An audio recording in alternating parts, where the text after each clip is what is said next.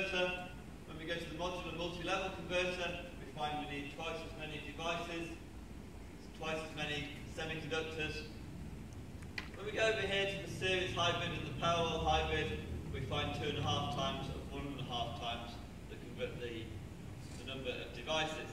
We have to remember that the power semiconductors are still an expensive part of the system in terms of the purchase cost.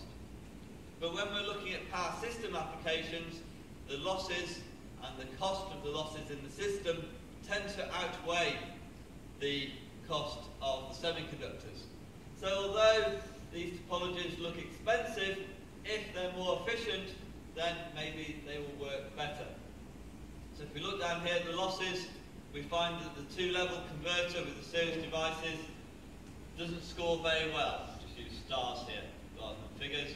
So it doesn't score very well because the losses are going to be quite high. But we find the modular multi-level converter and the parallel hybrid converter have some advantages in terms of the losses.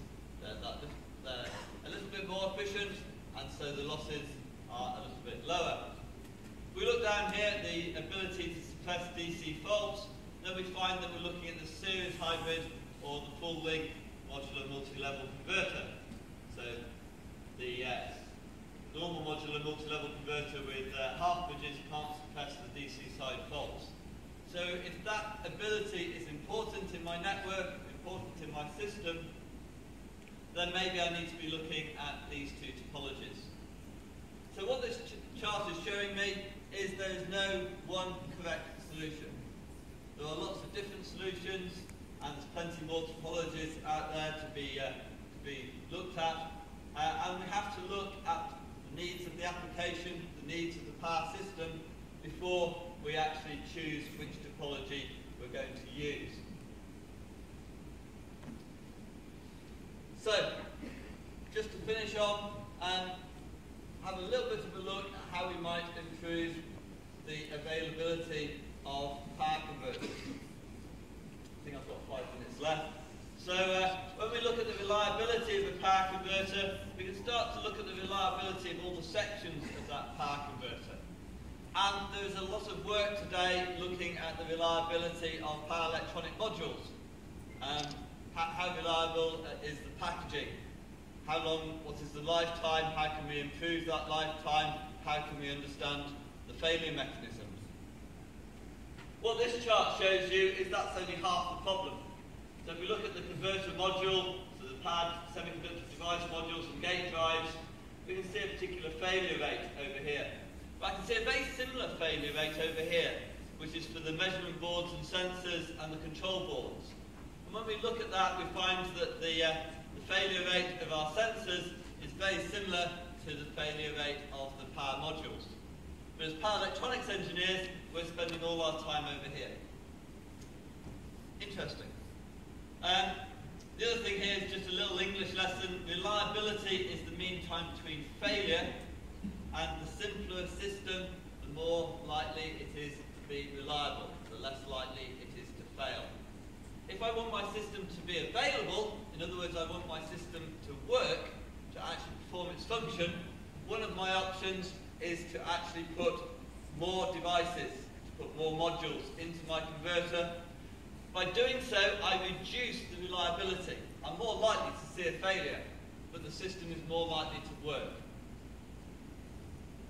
So, a few years ago, we had a project between the universities of Nottingham, Lausanne in Switzerland, Aalborg in Denmark, ABB, Alstom, and a few others, looking at how to build an AC to AC solid-state substation at power distribution levels.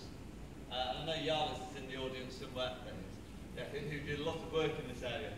So Yalis will remember these diagrams and this power converter we built here, and this had lots of AC to DC, DC to AC converters, medium frequency transformers, and so on. And the one thing you notice about this power converter, or you notice straight away, is you've got lots of DC links, and you need to measure the voltage in all those DC links, just as we do today in a modular multi-level power converter. And so when we looked at how we were going to do this, we noticed that we had to have lots and lots of measurement boards, and we had to measure lots of capacitor voltages, even in that small-scale laboratory prototype. That small-scale laboratory prototype was only half a megawatt, only had 3 cells per position, and so on. If you built it at a proper distribution level, then those numbers would go up very quickly. So we looked at these capacitor voltages, and we said what we actually need to do is to work out what those capacitor voltages are without measuring them. And if we can do that, we can remove 18 of these 24 sensors. And just by removing those sensors, I'm going to improve the reliability of my system. So we decided that was a good idea. It would reduce the cost, but it would improve the reliability of the system. And we did that using some observers. So we had a sliding mode observer. See the way that was set up here. Using these equations to look at those voltages. And when you do that, you can see that, well, this is a simulation, so you've got a nice startup transient here to show you observed voltage is not correct at startup, so we started it at 0. But, so this is, the red is the real voltage, and the blue is the observed. But you'll see that once it settles down, we were getting quite a good agreement between what we could see, what we thought the voltage was, and what the voltage actually was, and the same with the line currents. It's all very well in simulation, but we found it worked just as well in practice. There's a slight offset here, but we can correct for that. But you can see we were getting, in the observed values, we were getting the right shape of the voltage, and also the right harmonics on there. So we could measure the capacitor voltages without having to use the sensors, and we could do the same with the line codes. We could observe the line codes as well. So we could reduce the number of sensors.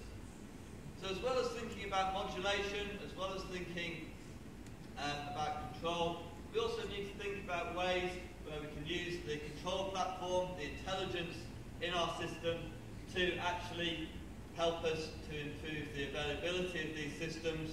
Because if we're going to use these as part of a large DC grid, we need systems that are going to work reliably, hopefully for 25 years without any maintenance.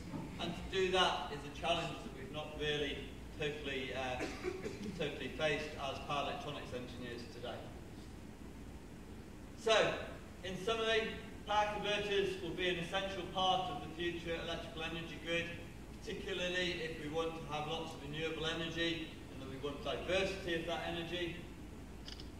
Renewable energy sources are not directly compatible with the grid for many reasons. We have their intermittent nature, we have the type of energy they're creating, and we have the fact that they're not located where we want to use the electrical energy. So there's plenty of challenges for us there as electrical engineers in terms of the cost, and by cost I mean both purchase and the cost of the losses. In terms of the regulation, all our current electrical power system regulations are written around existing technology, and I've seen some presentations where we're talking about making renewable energy look like a conventional generator, to make it look like it has inertia. Well, that's one way of doing it. The other way of doing it is to change the way we think of power systems and to think of how to use the regulations to allow us to put more power electronics in the system. And we have plenty of challenges in terms of the reliability and the availability of those systems. Thank you very much for listening. I hope I've got a couple of minutes for questions. Thank you.